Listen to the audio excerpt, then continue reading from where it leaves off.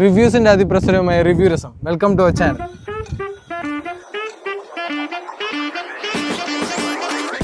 അപ്പോൾ നമ്മൾ ഇന്ന് റിവ്യൂ ചെയ്യാൻ പോകുന്ന കാറ് ഒരു സ്പെഷ്യൽ കാറാണ്. മഹീന്ദ്രയുടെ തന്നെ ദ താർ റോക്സ്.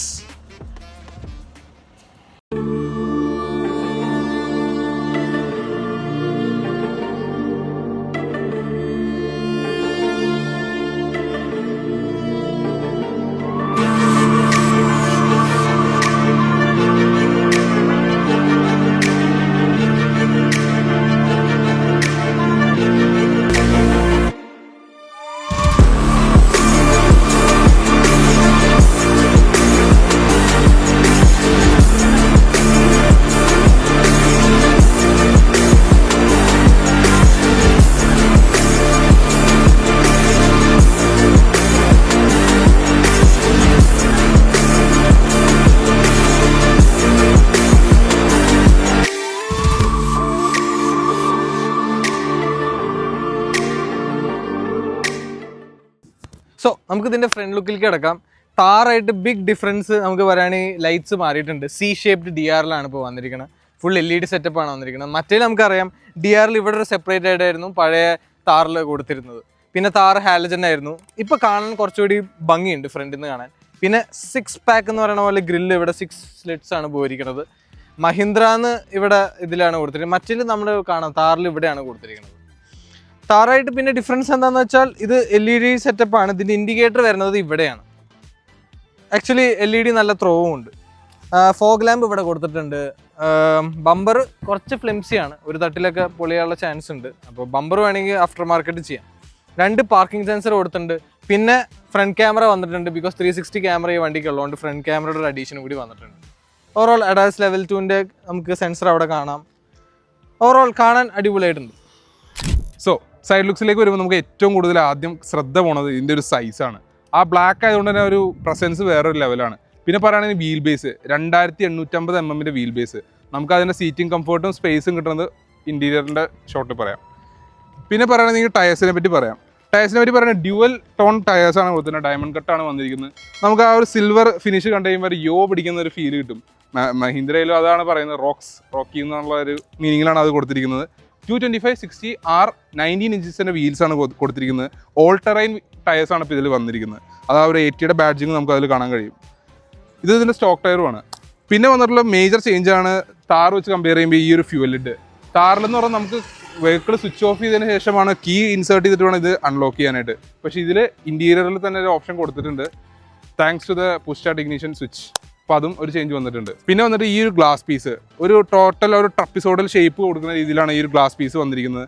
പിന്നെ ഈ ഡോർ ഹാൻഡിലായാലും ഒരു വെറൈറ്റിയിലാണ് ഇവർ കൊടുത്തിരിക്കുന്നത്. ഈ ഒരു സാധാ നോർമൽ ഹാൻഡിലിന് പകരമായിട്ട് ഡോർ ഹിഞ്ചസ് കാണാം, ഫുഡ് സ്റ്റെപ്പ് കാണാം. ഈ ഫുഡ് സ്റ്റെപ്പ് ആക്ച്വലി നല്ല ഹെൽപ്ഫുൾ ആണ് കയറി ഇറങ്ങാനൊക്കെ ആയിട്ട്. പിന്നെ നമുക്ക് വരാണെന്നുണ്ടെങ്കിൽ ഇതിൻ്റെ ഒരു മിറേഴ്സ്, ഇതിപ്പോൾ നിലവിൽ ഓട്ടോ റിട്രാക്റ്റബിളും ഫോൾഡിങ്ങും എല്ലാം വരുന്ന ഒരു മിറർ ഓപ്ഷനാണ് കൊടുത്തിരിക്കുന്നത്. 360 ക്യാമറയുടെ ഒരു പ്ലേസ്മെൻറ്റ് കാണാം, ആൻറ്റീനയുടെ പ്ലേസ്മെൻറ്റ് കാണാം. പിന്നെ വരുന്നൊരു ചേഞ്ചാണ് ആ ഒരു M സ്റ്റാലിയൻ്റെ ഒരു ഡിഫറൻസ്. താറിൽ അത് പെട്രോളാണോ ഡീസലാണെന്ന് പെട്ടെന്ന് കാണുമ്പോൾ ഫിഗർ ഔട്ട് ചെയ്യാൻ ഹെൽപ്പ് ചെയ്യുന്ന ഒരു ഫീച്ചറായിരുന്നു. ഇതിലങ്ങനെ ഒന്നും വന്നിട്ടില്ല. എല്ലാം ഒരു പ്ലെയിൻ ഫിനിഷിലാണ് കൊടുത്തിരിക്കുന്നത്. ഇൻഡിക്കേറ്റർ പ്ലേസ്മെൻറ്റും ഇവിടെ ആ ഒരു റെഗുലർ താറിൻ്റെ ഒരു ബിറ്റിലാണ് കൊടുത്തിരിക്കുന്നത്. Through out the body black cladding run ചെയ്ത് പോകുന്നുണ്ട്. പിന്നെ പറയേണ്ട ഒരു കാര്യമാണ് ഇതിൻ്റെ എല്ലാ ടയേഴ്സിലും വന്നിട്ട് 4 വീലും ഡിസ്ക് ബ്രേക്സ് ആണ് കൊടുത്തിരിക്കുന്നത്. സോ അത്രയൊക്കെ തന്നെ ഉണ്ടായിരുന്നുള്ളൂ സൈഡിൻ്റെ ലുക്സ്. സോ നമുക്ക് റെയർ ലുക്കിലേക്ക് വരുമ്പോൾ ആദ്യത്തെ പറയേണ്ട സംഭവം എന്താ വെച്ചാൽ താറായിട്ട് ബൂട്ട് സ്പേസ് കൂടിയിട്ടുണ്ട്. 447 ലിറ്റേഴ്സ് ഓഫ് ബൂട്ട് സ്പേസ് കൊടുത്തിട്ടുണ്ട്. അപ്പോൾ കുറച്ചുകൂടി ഫാമിലി ഓറിയൻറ്റഡ് ആയിട്ട് നമുക്ക് ഉപയോഗിക്കാം. ഇത് ഇപ്പോഴും സെപ്പറേറ്റ് ആയിട്ടാണ് ഗ്ലാസിൻ്റെ ഇതും. നമ്മൾ ഈ സീറ്റ് ഫോൾഡ് ചെയ്യുകയാണെങ്കിൽ 640 ലിറ്റേഴ്സ് ഓഫ് ബൂട്ട് സ്പേസ് കിട്ടും. അല്ലെങ്കിലും അത്യാവശ്യം ബൂട്ട് സ്പേസ് ഉണ്ട്. ലൈക്ക് പാർഷ്യൽ ഷെൽഫ് കൊടുത്തിട്ടില്ല. ബൂട്ട് സ്പേസ് കുഴപ്പമില്ലാത്തൊരു സ്പേസ് അവർ കൊടുത്തിട്ടുണ്ട്. ലൈക്ക് താറായിട്ട് നോക്കുമ്പോൾ മേജർ ഡിഫറൻസ് ഉണ്ട്. പിന്നെ നമുക്ക് ഡിഫോക്കൽ ലൈൻസ് കാണാം. ഇവിടെ ക്യാമറ ഇവിടെ കൊടുത്തിരിക്കുന്ന ഒരു രസമുണ്ട്. നമുക്ക് ടയറിൻ്റെ ഇവിടെ തന്നെയാണ് ക്യാമറ വന്നിരിക്കുന്നത്. നമുക്ക് ഈ ഭാഗത്ത് കാണാൻ പറ്റും. പിന്നെ ഈസ്റ്റർ എഗ്സിൻ്റെ നമുക്ക് കുറച്ച് ഇവിടെ കാണാം. ക്യാമലും അങ്ങനത്തെ സംഭവങ്ങൾ ഇവിടെ കാണാൻ പറ്റും. പിന്നെ ഇവിടെ ലാമ്പ് കൊടുത്തിട്ടുണ്ട്. ഇതിൻ്റെ റിവേഴ്സ് ലൈറ്റും നമ്മൾ പ്രസ് ചെയ്യുമ്പോഴുള്ള ബ്രേക്ക് ലൈറ്റും ഹാലജനാണ്. ഇൻഡിക്കേറ്റർ LED ഇവിടെ സെപ്പറേറ്റ് ആയിട്ട് ഇവിടെ LED കൊടുത്തിട്ടുണ്ട്. DRL ആയിട്ട് റെയർ ലൈറ്റ് DRL ഇവിടെ പോയിരിക്കുന്നതും LED ആണ്. റിഫ്ലക്റ്റേഴ്സ് കാണാം. ഓവറോൾ കാണാൻ നല്ലതാണ്. സോ ഇന്ത്യയിൽ കയറുമ്പോൾ തന്നെ നമുക്ക് അറിയാം സൈസ് നല്ല ഹൈറ്റിലാണ് നമ്മൾ ഇരിക്കുന്നത്. ഇനീഷ്യൽ ഇംപ്രഷൻ തന്നെ താറായിട്ട് ഡേ ആൻഡ് നൈറ്റ് ഡിഫറൻസ് ആണ്. നമ്മൾ കയറുമ്പോൾ തന്നെ അപ്പ് മാർക്കറ്റ് ഫീലാണ് ഇന്റീരിയേഴ്സ് മൊത്തം. ഇവിടെയൊക്കെ സോഫ്റ്റ് ടച്ച് കൊടുത്തിട്ടുണ്ട്, ഇവിടെയൊക്കെ സോഫ്റ്റ് ടച്ച്, നമ്മൾ തൊടുന്ന ഭാഗങ്ങളൊക്കെ സോഫ്റ്റ് ടച്ച് കൊടുത്ത് നല്ല അപ്പ് മാർക്കറ്റ് ഫീൽ ഉണ്ട് ഇന്റീരിയേഴ്സിന്. പറയുകയാണെങ്കിൽ ഇവിടെ മാത്രം ഒരു സ്ക്രെച്ചി പ്ലാസ്റ്റിക്സ് ഉണ്ട്, പിന്നെ ഇവിടെ ഒരു കാർബൺ ഫൈബറിന്റെ ഒരു ഫിനിഷ് പോലെ ഒരു ഇവിടെയും കൊടുത്തിട്ടുണ്ട്, വയർലെസ് ചാർജിങ് കൊടുത്തിട്ടുണ്ട്, ഇവിടെ നല്ല സ്റ്റോറേജ് സ്പേസ് കൊടുത്തിട്ടുണ്ട്. നമ്മൾ ഇരിക്കുമ്പോൾ തന്നെ നമുക്ക് ഇന്റീരിയർ സ്പേസ് പഴയ താറിന് വലിയ ഡിഫറൻസ് വന്നിട്ടുണ്ട്. പിന്നെ AC നല്ല കൂളിംഗ് AC ആണ്. Climate control, automatic climate control കൊടുത്തിട്ടുണ്ട്. പഴയ നമ്മൾ താറിൽ നമുക്കറിയാം അതൊരു ഒരു നോബായിരുന്നു, മാനുവൽ AC ആയിരുന്നു. പിന്നെ ഡ്രൈവ് മോഡ്സിന്റെ സ്വിച്ച് ഇവിടെ കൊടുത്തിട്ടുണ്ട്. 2 സീറ്റിലും വെന്റിലേഷൻ കൊടുത്തിട്ടുണ്ട്, അത് 3 ലെവൽ സീറ്റ് വെന്റിലേഷൻ കൊടുത്തിട്ടുണ്ട്. സ്റ്റോറേജ് സ്പേസ് നോക്കുകയാണെങ്കിൽ ഇവിടെ അത്യാവശ്യം ഒരു ചെറിയൊരു ഗ്ലൗ ബോക്സാണ് കൊടുത്തിരിക്കുന്നത്. പക്ഷേ ഡോറിലൊന്നും അങ്ങനെ പ്രാക്ടിക്കാലിറ്റി കൊടുത്തിട്ടില്ല, കണ്ടോ അവിടെയൊക്കെ സ്പേസ് കുറവുണ്ട്. പിന്നെ ഹാർമൻ കാർഡിന്റെ സ്പീക്കേഴ്സ് ആണ് പോയിരിക്കുന്നത്, ഇവിടെയൊക്കെ നമുക്ക് കാണാം. പിന്നെ ഒരു സ്പെഷ്യൽ വെറൈറ്റി ഉണ്ട്, തഡ് ഡിഫറൻസ് ഉണ്ട്. ലൈക്ക് നോർമൽ താറായിട്ട് ഇതിന്റെ തഡ് കുറച്ചുകൂടി ഒരു പ്രീമിയം ഫീൽ ഉള്ള ഒരു തഡാണ് കൊടുത്തിരിക്കുന്നത്. സ്റ്റിയറിംഗ് നമ്മുടെ XUV 700 കാണുന്ന അതേ സ്റ്റിയറിംഗ് ആണ്. സ്റ്റാർട്ട് സ്റ്റോപ്പ് ബട്ടൺ വന്നിട്ടുണ്ട്, അത് പഴയ താറിൽ ഉണ്ടായിരുന്നില്ല. സ്റ്റാർട്ട് സ്റ്റോപ്പ് ബട്ടൺ നമ്മുടെ ഇവിടെ സ്കോഡൊക്കെ കൊടുക്കണ ആ ഭാഗത്താണ് കൊടുത്തിരിക്കുന്നത്. പിന്നെ നമുക്ക് ക്ലസ്റ്റർ ഫുൾ ചേഞ്ച് ആണ്, പല ടൈപ്പ് ഒരു ഡിഫറെന്റ് ഒരു എന്താ പറയുക ഡിജിറ്റൽ ക്ലസ്റ്റർ ആണ് കൊടുത്തിട്ടുണ്ട്. ആക്ച്വലി കാണാനും ഭംഗിയാ. നമ്മുടെ ഹ്യുണ്ടയിലൊക്കെ ഉള്ള പോലെ ഇൻഡിക്കേറ്റർ ഇടുമ്പോൾ അവിടെ ബ്ലൈൻഡ് സ്പോട്ട് മിറേഴ്സും കൊടുത്തിട്ടുണ്ട്. ടച്ച് സ്ക്രീൻ നല്ല ടച്ച് സ്ക്രീൻ ആണ്, അത്യാവശ്യം റെസ്പോൺസീവ് ആണ്. പിന്നെ മഹീന്ദ്രയുടെ ഒരു പ്രശ്നമാണ്, കുറേ ബഗ്ഗുകൾ ഒരു ചെറിയൊരു ഇഷ്യൂ ആയിട്ട് വരുന്നുണ്ട്. പിന്നെ ഇവിടെ ഒരു ചെറിയ ഗ്ലൗ ബോക്സ് കൊടുത്തിട്ടുണ്ട്, അങ്ങനെ സ്പേസ് ഒന്നും ഇല്ല, ഭയങ്കര ചെറുതാണ്. പക്ഷെ നല്ലൊരു പ്രോപ്പർ സ്ഥലത്താണ് ഗ്ലൗ ബോക്സും ആംറസ്റ്റും കൊടുത്തിരിക്കണം. ഇവിടെ ഓട്ടോ പാർക്കാണ്. മറ്റേ നമ്മൾ താറിലൊക്കെ അറിയാം നമുക്ക് മാനുവൽ ഹാൻഡ് ബ്രേക്കാണ് കൊടുത്തിരിക്കുന്നത്. ഇവിടെ ഓട്ടോ പാർക്കിൻ്റെ ഒരു സ്വിച്ചും ഹോൾഡും കൊടുത്തിട്ടുണ്ട്. ഇവിടെ ഒരു സ്റ്റോറേജ് സ്പേസ് കൊടുത്തിട്ടുണ്ട്.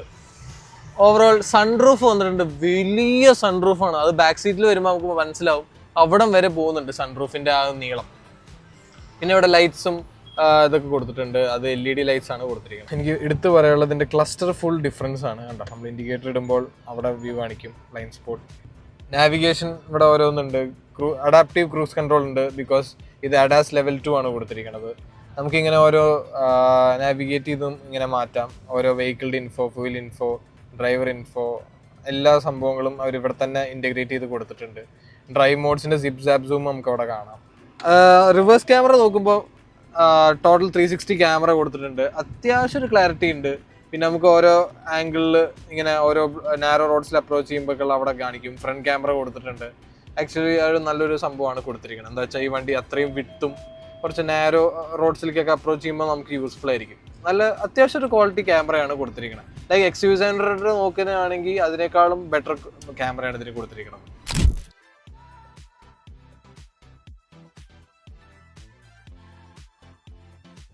സോ റിയറിലേക്ക് വരുമ്പോൾ ആക്ച്വലി നല്ലൊരു എയറി ഫീലിംഗ് ആണ്. നമുക്ക് ഒരു ഓഫ് വൈറ്റ് ഫിനിഷസിലാണ് ഇതിൻ്റെ ഒരു സീറ്റിൻ്റെ ഫാബ്രിക് ആയാലും എല്ലാം ഈ ഒരു റൂഫ് ലൈനർ ആയാലും എല്ലാം കൊടുത്തിരിക്കുന്നത്. അതുകൊണ്ട് തന്നെ അത്യാവശ്യം പെട്ടെന്ന് ഡേർട്ട് പിടിക്കുന്ന ഒരു പ്രശ്നമുണ്ട്. പിന്നെ പറയുകയാണെന്നുണ്ടെങ്കിൽ ഇതിൻ്റെ ഒരു കളർ ഓപ്ഷൻസിൽ നമുക്ക് ഇതുമുണ്ട്, ഒരു ടാൻ ഫിനിഷിൽ വരുന്ന ഒരു കളർ ഓപ്ഷൻ ഉണ്ട്.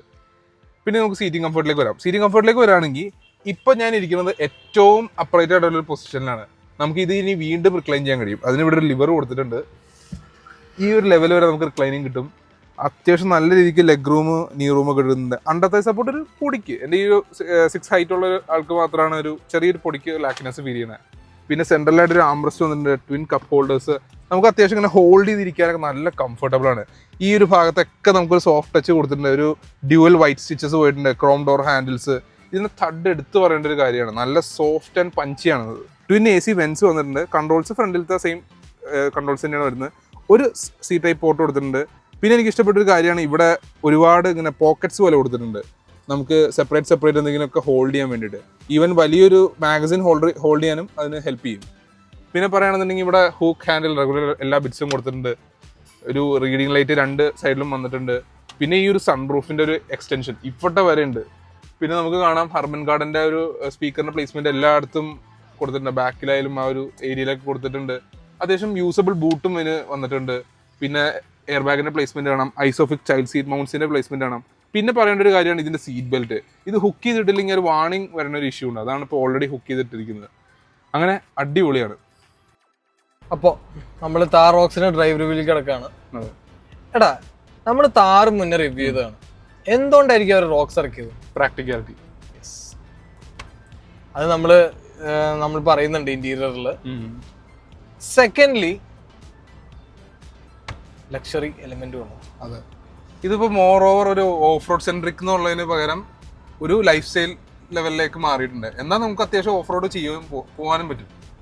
അവിടെയാണ് ഒരു ഡ്രോബാക്ക്. ഓഫ് റോഡ് വണ്ടിക്ക് വൈറ്റ് ഇന്റീരിയർ കൊടുക്കാനുള്ള മനസ്സേ, അത് അവര് ലോഞ്ച് ചെയ്തപ്പോ പറ്റിയൊരു പറ്റാണ്. പക്ഷെ അത് വീണ്ടും അത് കറക്റ്റ് ചെയ്തു, ഒരു ടാൻ ഇന്റീരിയേഴ്സ് കൊടുത്ത്. അത് മാത്രം പണ്ടത്രേ പോയി ഒരു ഓഫ് റോഡർ വണ്ടിയിൽ. അതെ, പക്ഷെ ഇത് പ്രോപ്പർ ഫാമിലി യൂസിന് ആ ലക്ഷറി എലമെന്റ് കൊണ്ടുവരാൻ വേണ്ടി ഇറക്കിയാണ് താർ ബോക്സ്. പിന്നെ സീറ്റിംഗ്, സ്പേസ്, പ്രാക്ടിക്കാലിറ്റി ബിറ്റ്സ് എല്ലാം കൂട്ടി. പിന്നെ മെയിൻ കാര്യം ഞാൻ പറഞ്ഞുതരാം, ഹാൻഡ്ലിംഗ്. ഇപ്പൊ നമ്മൾ ഇങ്ങനത്തെ റൊട്ടേഷനിൽ കണ്ട ചെറിയൊരു മൂവ്മെന്റ് ഉണ്ട്, പക്ഷെ പഴയ താർന്ന് ഡൈനാമിക്സ് വളരെ ഇമ്പ്രൂവ് ആയി.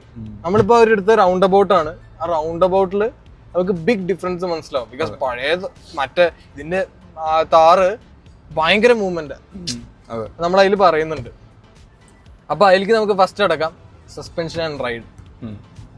നല്ല സസ്പെൻഷൻ അല്ലേ? അതെ, മറ്റതിനേക്കാൾ വെച്ച് കമ്പയർ ചെയ്യുമ്പോൾ, ഐ മീൻ നോർമൽ താർ വെച്ച് കമ്പയർ ചെയ്യുമ്പോൾ കുറച്ചുകൂടെ ബംപിനെസ് കുറഞ്ഞിട്ടുണ്ട്. എന്താ വെച്ചാൽ ഇത് സ്കോർപിയോന്റെ ചാസിയുടെ സെയിം പ്ലാറ്റ്ഫോം ആണ്.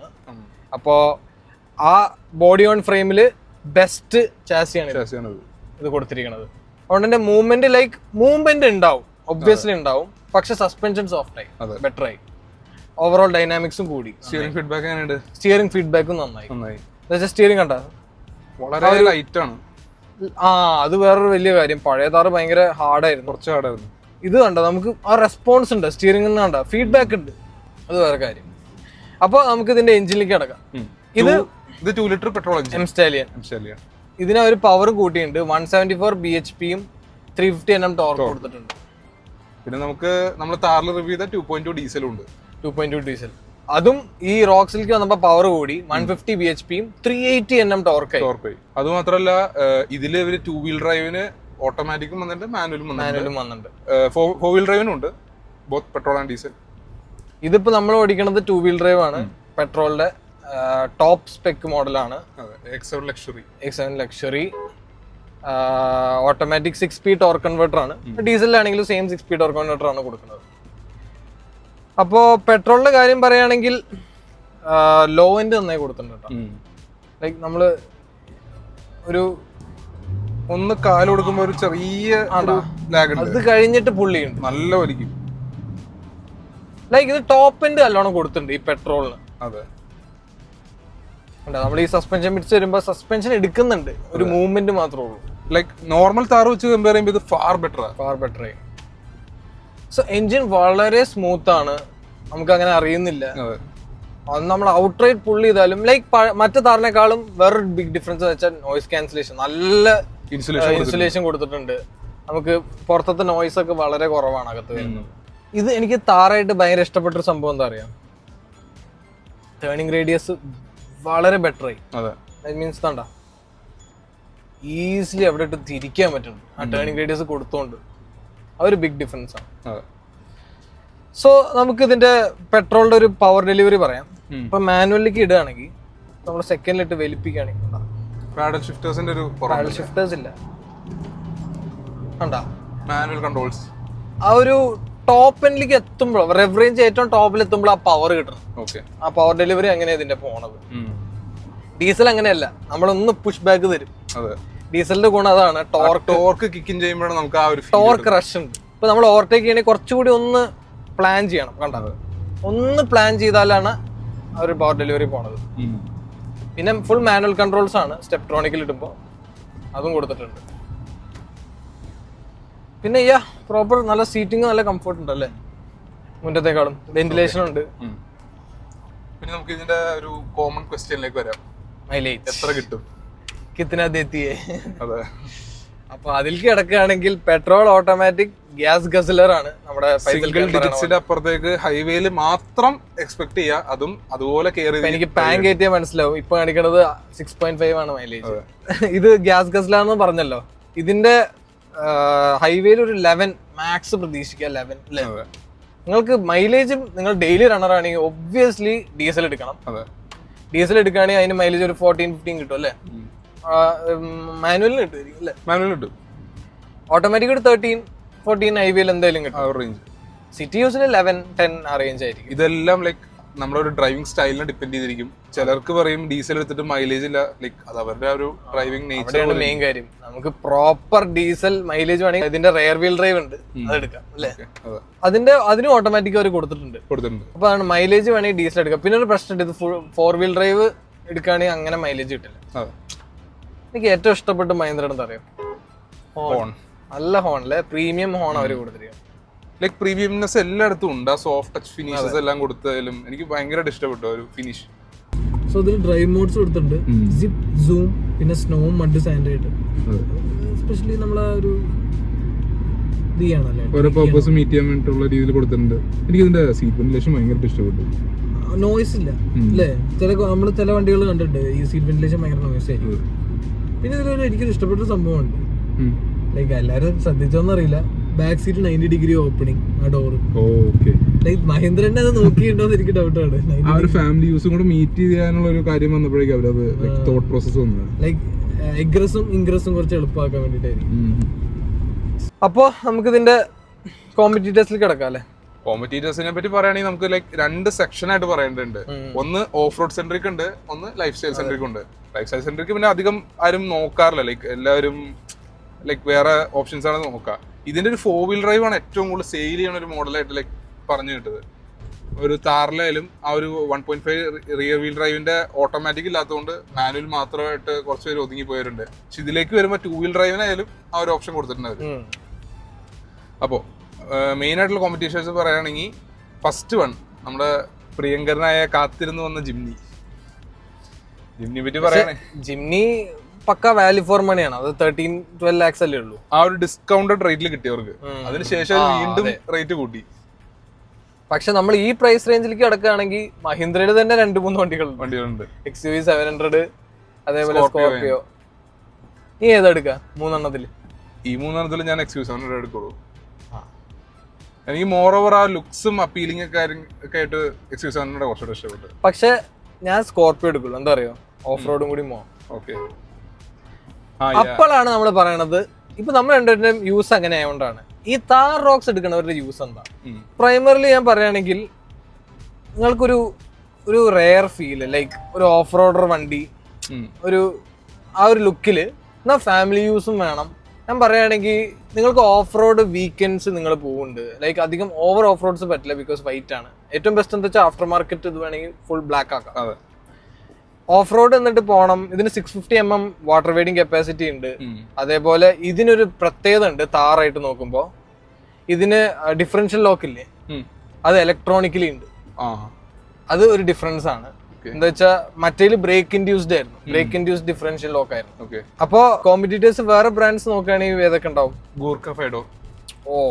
അത് പക്ക ഓഫ് റോഡർ ആണ്. അത് ലൈക്ക് ഇന്റീരിയേഴ്സ് നമ്മൾ ലക്ഷറി കീപ്പ് ചെയ്യരുത്, ലൈക്ക് ബേസിക് ആണ് കാർ. ലൈക്ക് നിങ്ങൾക്ക് ഒരുപാട് എക്സ്പെക്ട് ചെയ്യാനില്ല അതിന്റെ ഫീച്ചേഴ്സ് ആയിട്ട്, പക്ഷെ നിങ്ങൾക്ക് ആ ഒരു പർപ്പസ് സെർവ് ചെയ്യും, ലൈക്ക് ഗോയിങ് ഓഫ് റോഡിങ്. ഇത് പക്ക പറയുകയാണെങ്കിൽ ആ ഒരു 5 സീറ്റിംഗ് കപ്പാസിറ്റി, പ്രോപ്പർ ഫാമിലി യൂസിന്. ഇത് ലൈഫ് സ്റ്റൈൽ ആ ഒരു സെൻട്രിക്കിലേക്ക് വന്നപ്പോഴാണ് കുറച്ചും കൂടെ വെഹിക്കിൾസ് ആ ഒരു കോമ്പറ്റീഷനിലേക്ക് വന്നത്. പക്ഷെ ആ വെഹിക്കിൾസിന് ഒന്നും എന്താ പറയാ, ഈ ഒരു 4 വീൽ ഡ്രൈവ് സിസ്റ്റം ഒന്നും വരാത്തത് കൊണ്ടാണ് ഇൻ പിക്ചർ വേറെ കോമ്പറ്റീറ്റേഴ്സ് ഒന്നും വരാത്തത്. കോമ്പറ്റീറ്റേഴ്സ് നോക്കുമ്പോൾ ലൈക്ക് കുറെ ഉണ്ടെങ്കിലും ഈ റോക്സ് പിടിച്ചിരിക്കണം എന്താ വെച്ചാൽ താർ ഇനീഷ്യലി ഇറങ്ങിയിട്ട് ഇഷ്ടപ്പെട്ട് പോയവരുണ്ട്. ഞാൻ പറയാം, ഇപ്പൊ താറിൽ ഇരുന്നിട്ട് ഒരു 5 മെമ്പർ ഫാമിലി ഉണ്ടാവും. അപ്പൊ അവര് വിചാരിക്കണം ബാക്ക് സീറ്റ് ഇല്ല, സ്പേസ് ഇല്ല, പ്രാക്ടിക്കാലിറ്റി ഇല്ല. അപ്പോ അങ്ങനെ ആഗ്രഹമുള്ളവർക്ക് താർ റോക്സ് ബെസ്റ്റ് ആണ്. എന്താ വെച്ചാൽ എല്ലാവരും പരിഹരിച്ചിട്ടുണ്ട് ആ സൈഡൊക്കെ. പിന്നെ കുറച്ച് ഇഷ്യൂസ് കേൾക്കുന്നുണ്ടല്ലേ റോക്സിന്. അതൊരു ഇനീഷ്യൽ ടൈമിൽ ഉണ്ടായിരുന്ന ഒരു നിഗൾസ് ആയിരുന്നു, പക്ഷെ അത് വീണ്ടും അവര് പരിഹരിച്ചിട്ടുണ്ട്. ലൈക്ക് പിന്നീട് ഞാൻ അങ്ങനെ ഒരു ഇഷ്യൂസ് അങ്ങനെ കോൾ ബാക്ക് ചെയ്യുന്ന ഒരു ലെവൽ ഓഫ് ഒന്നും കേട്ടിട്ടില്ല. പിന്നെ സർവീസ് എടുത്തു പറയേണ്ട ഒരു കാര്യമാണ്, മഹീന്ദ്രയ്ക്ക് കമ്പയർഡ് ടു അതർ ബ്രാൻഡ്സ്, അതായത് ഇഷ്യൂസ് പറയുന്ന ബ്രാൻഡ്സ് അങ്ങനെ ഇഷ്യൂസ് ഒന്നും അധികം പറഞ്ഞു കേട്ടിട്ടില്ല. അവർ ആ ഒരു സർവീസ് അതുപോലെ കീപ്പ് ചെയ്ത് കൊണ്ടുപോകുന്നുണ്ട്. നമുക്കിപ്പോൾ ഇതിന്റെ മെയിൻ കാര്യത്തിലേക്ക് വരാം, ഇത് ആർക്കായാലും വാങ്ങാനായിട്ട് എത്ര വരും എന്നുള്ളത്. അപ്പോൾ നമുക്ക് പറയുകയാണെന്നുണ്ടെങ്കിൽ ഇപ്പൊ നേരത്തെ പറഞ്ഞ പോലെ എല്ലാ ഒരു ഫീച്ചർ റിച്ച് പാക്ഡ് ആയിട്ടുള്ള ഒരു വണ്ടിയായി, എല്ലാം നല്ലൊരു പ്രീമിയം ലെവലിലേക്ക് ഇവർ എത്തിച്ചിട്ടുണ്ട്. അതുപോലെ തന്നെ പ്രൈസിങ്ങും പ്രീമിയം ആയിട്ടുണ്ട്.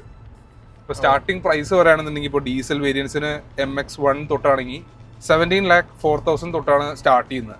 അത് ഗോസ് അപ് ടു ഈ ഒരു ടോപ്പ് എൻഡ് വേരിയന്റ് ഒരു X7 ലക്ഷറി ഡീസൽ ഓട്ടോമാറ്റിക് ഒക്കെ എടുക്കുകയാണെന്നുണ്ടെങ്കിൽ 30 lakhs ആ ഒരു റേഞ്ച് വരും.